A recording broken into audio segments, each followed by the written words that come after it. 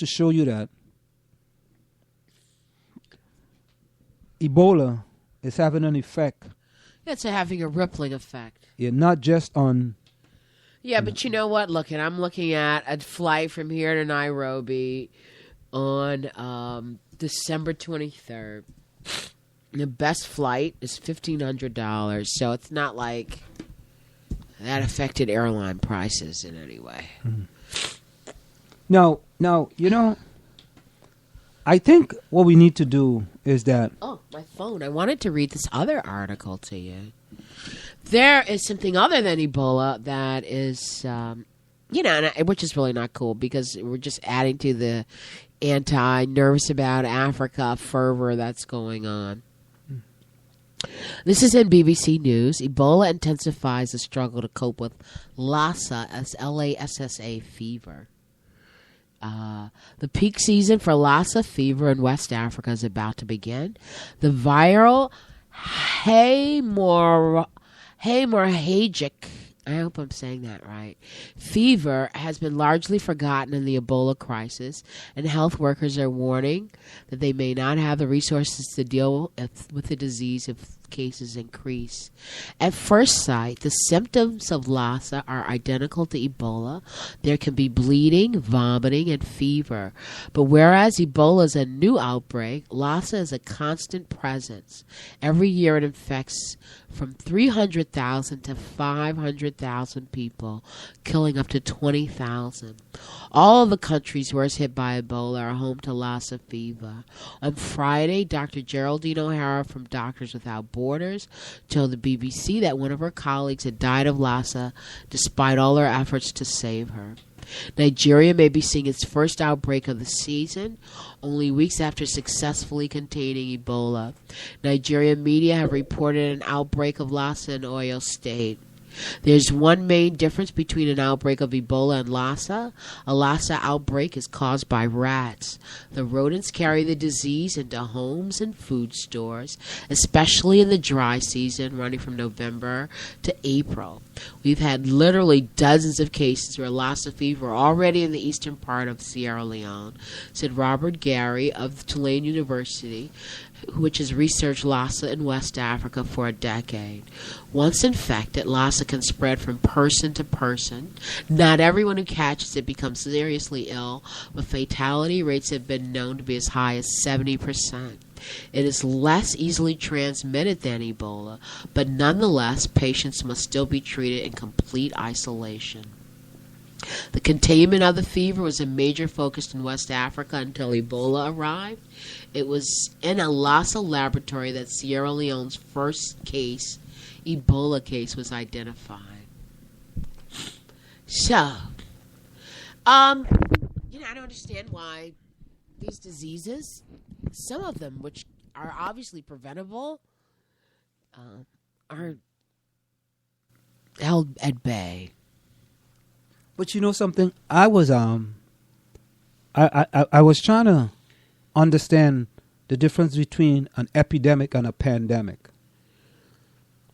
Because you hear people talking about Ebola as being an epidemic and some talking about it as being a pandemic. So, I trying to make sure I understand the difference. You did look up these words? Yeah, and I kind of looked up. So what you come up with? Now, they said a pandemic. Hold up 1 minute. Okay. A pandemic is an outbreak of global proportion. Okay. It happens when a novel virus emerges among humans. It causes serious illnesses and is easily human transmissible, spreads easily from person to person. Okay. And an epidemic? An epidemic is when the number of people who become infected rises well beyond what is expected within a country or part of a country. When the infections take place in several countries at the same time, it just starts turning into a pandemic. So the epidemic is the stage before a pandemic. Right. So epidemic is basically happening in one country, and a pandemic is when it starts spreading outside. Like, I think we can say that the Ebola now is a pandemic. Yeah, but it's not at major proportions. I mean, yes, But it's within West Africa. Based under the definition, it's within a pandemic. West Africa, sure. So if it started like in Sierra Leone, all right, or it started in Guinea, while it was just in Guinea, it's an epidemic. But once it starts spreading outside of Guinea, it becomes a pandemic. I'll accept that. It kind of make some sense. So there you go, giving you a kind of definition between the difference between an epidemic and a pandemic. Time check.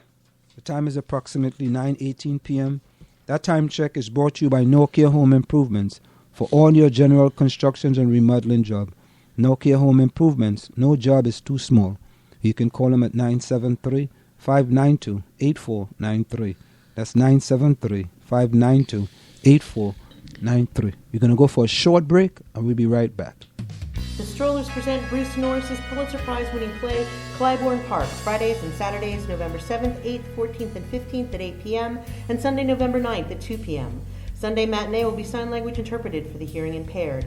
All performances at the Bergdorf Center for the Performing Arts, 10 Duran Road, Maplewood.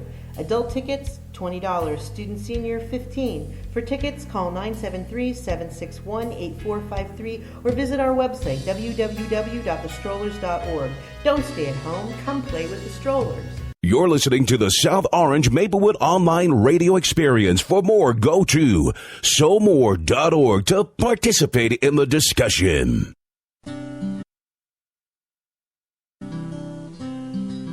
Of all the things you can make in life, remember a friend is someone who makes a difference.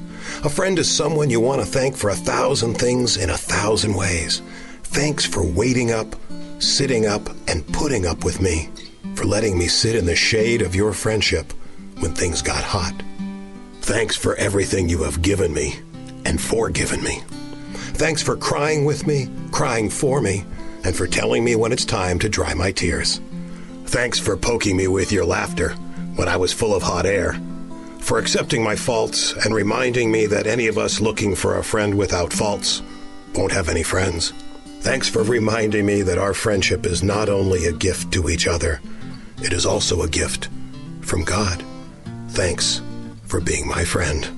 Peace and hugs. Hello, my friend. It may seem a little strange to have a bear talking to you, but as you well know, these are strange times and tough times, and someone who cares about you wanted me to remind you to hang on, hang in, and have hope. Tough times don't require you to be tough on yourself, and things don't have to be good for you to be great. Have hope. Sometimes having less in life can be worth more. Be proud of who you are. Have hope. Greatness isn't ahead of you, but within you.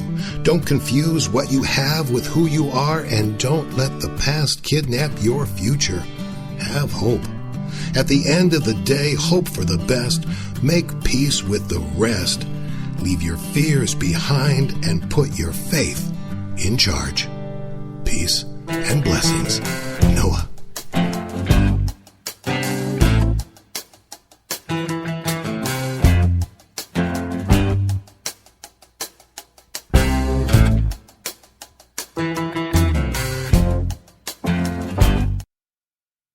We are back with you. It's in the Village with Anselm Marjorie and the South Orange Maplewood Online Radio Experience.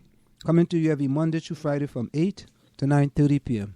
That's 8 to 9:30 p.m. You can reach us here at 973-327-3626. That's 973-327-3626. You can like us on Facebook at facebook.com/SoMore Radio. That's facebook.com/SoMore Radio. You can tweet us at SoMore Radio. That's at SoMore Radio. You can also send us your email at somore.org@gmail.com. That's somore.org@gmail.com. So, Marjorie, what is the SoMore quote of the day?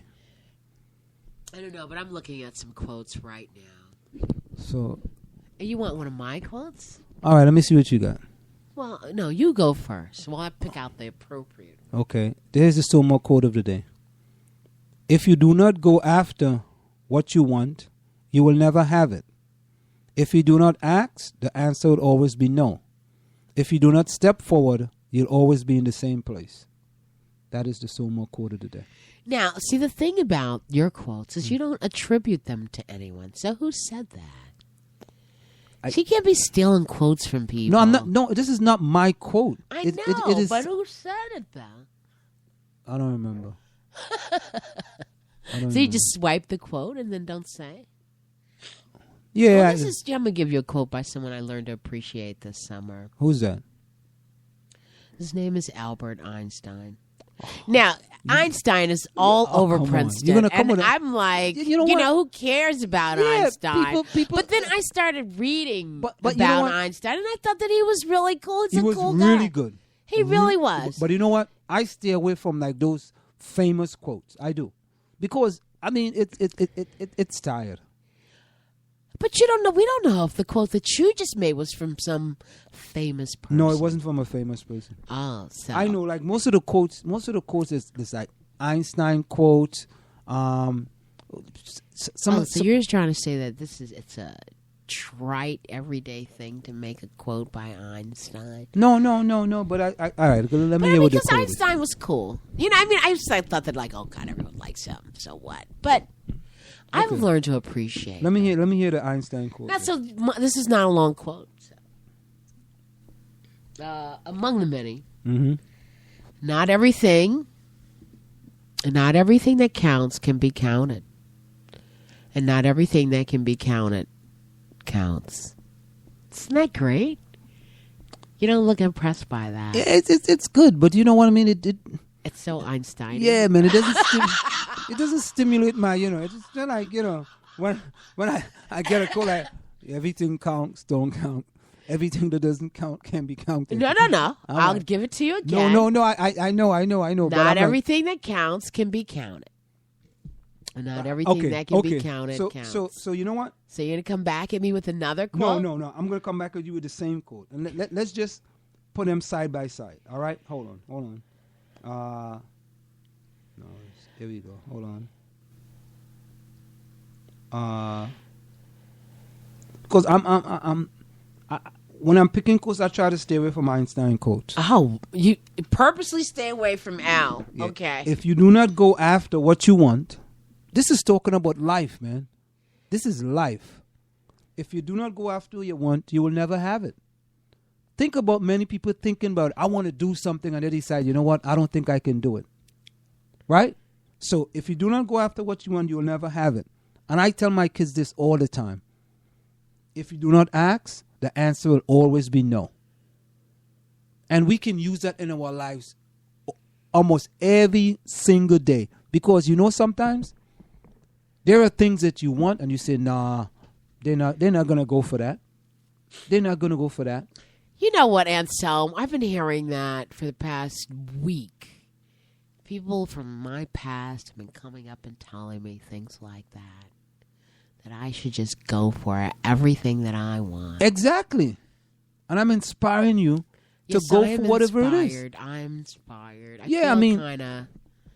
Let me give you an example. Guilty, but, I'll give you an example. I'm listening. You're going to tell me some great thing that you did. Yes, go ahead. No, you thought you couldn't run 9 miles and 3/10, but you ran 9 miles and 4/10. No, I did 8 miles today. Today I decided I was gonna do. Today I decided I was like talking to myself last night. I said, you know what? I haven't run 8 miles in some time. So today my goal was to run 8 miles in under 56 minutes, which was like average of 7 minutes per mile. I ran it in 55:26. And when I'm finished, man, I felt like, yeah, man, you did it. And I didn't take any picture and send it on Facebook. Why not? Why not, Anselm? I just decided I didn't want to. You figure you'd save it for the radio, huh? But listen to this. But you know what I did? This is what I did. And I'm going to be a motivational speaker one day. I know that for a fact. Because I was doing something on the internet. I was doing a search on the internet looking for something. And I ran into a track and field website, the United States track and field website, and you had to sign up to become a coach of a USA team. And I said to myself, well, wait,